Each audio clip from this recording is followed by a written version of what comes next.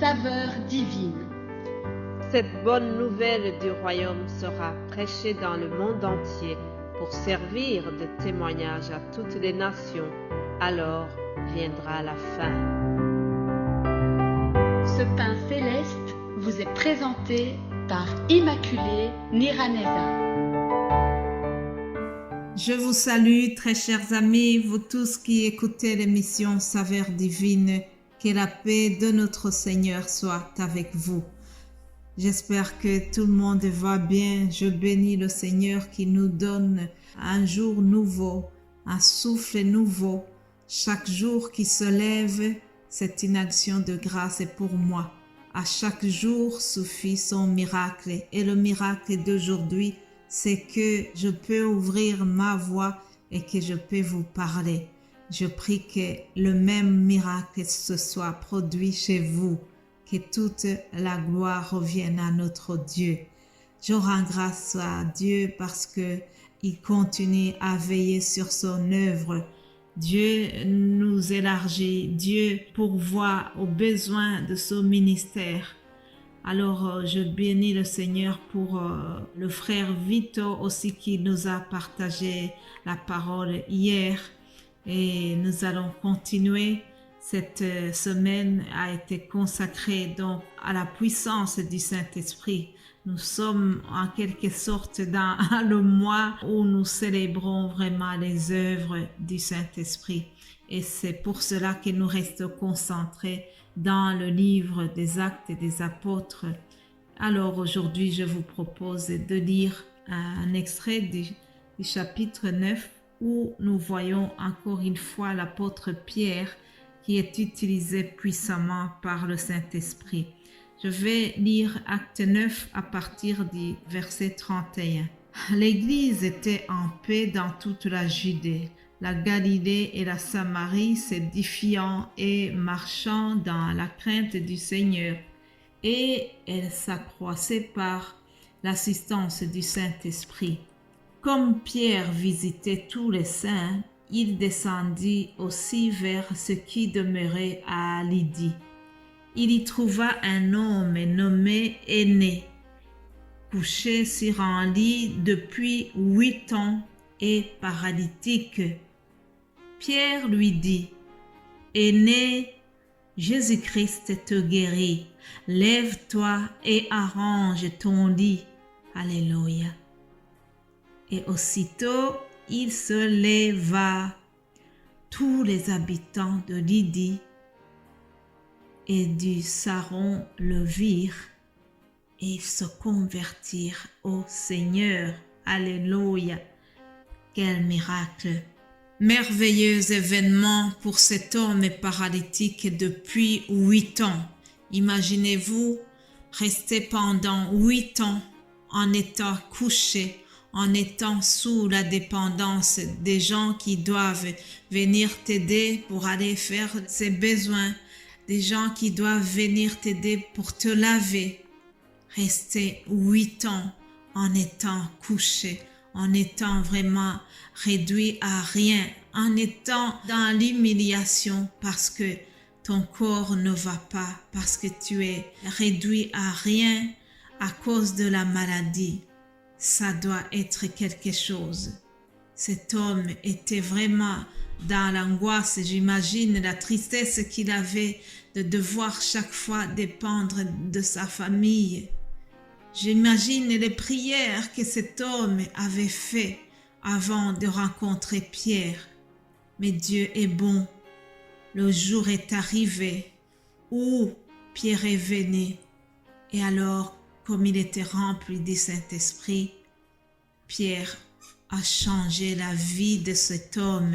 Chers amis, le miracle qui vient de se conclure, le miracle que nous venons de lire, s'inscrit un peu dans la continuité, dans la logique, dans la promesse de ce que le Seigneur avait donné.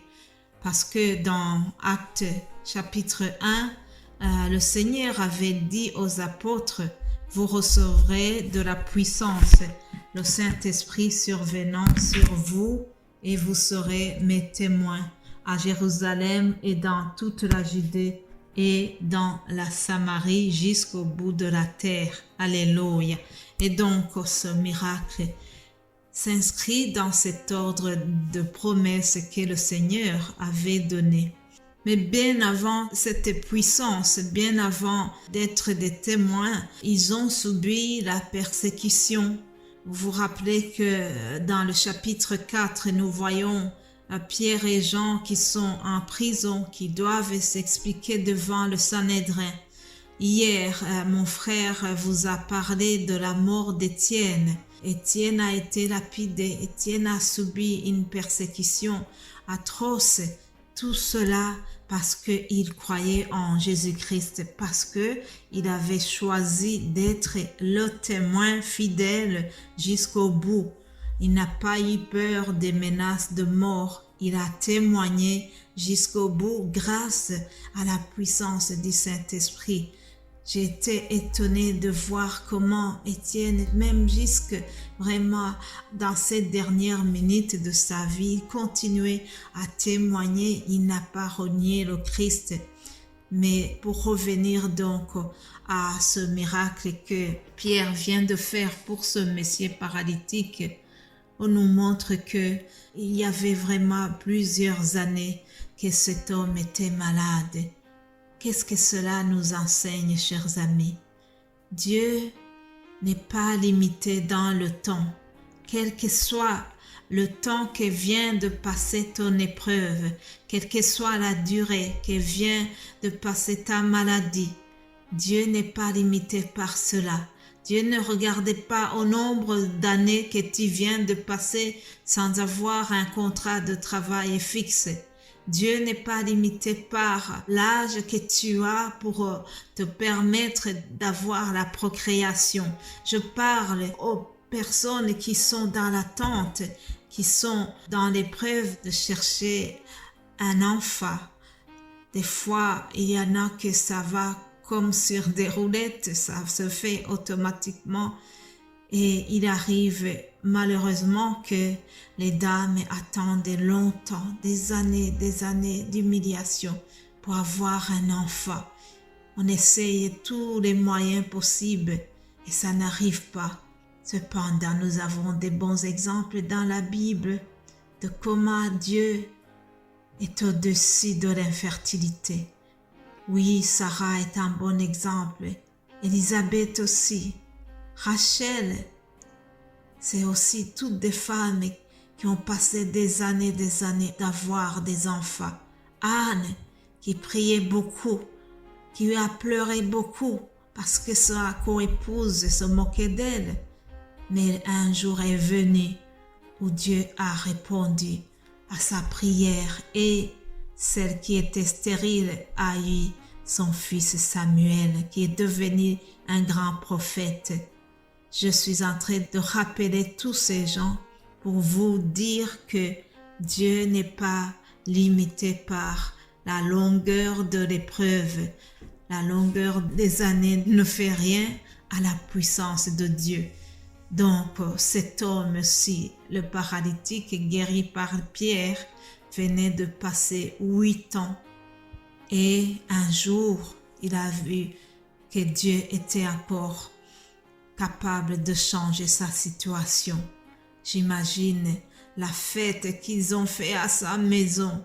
J'imagine la joie qu'il a eue. J'imagine comment tout le village était étonné. D'ailleurs, au verset 35, on nous dit que tous les habitants de Lydie et du Saron l'ont vu et ils se sont convertis au Seigneur. Alléluia. Chers amis, prions pour que les miracles se produisent et qu'il y ait des conversions davantage. Alléluia, alléluia. Mes bien-aimés de Dieu, je voudrais terminer en vous rappelant que le même esprit qui a utilisé Pierre n'a pas changé. Celui qui a dit à ce paralytique, lève-toi et arrange ton lit. Celui qui a utilisé Pierre, le Saint-Esprit est le même aujourd'hui. Aujourd'hui, il s'adresse à toi, il te dit, lève-toi de ta tristesse et Réjouis-toi dans le Seigneur. Lève-toi de ton angoisse, lève-toi de ton désespoir et fais confiance à Dieu. Alléluia, alléluia. Lève les yeux vers le Seigneur et il te donnera ce que ton cœur désire. Que le Saint-Esprit reste avec vous et qu'il vous fortifie dans tout ce que vous faites. Au nom de Jésus-Christ. Amen, amen.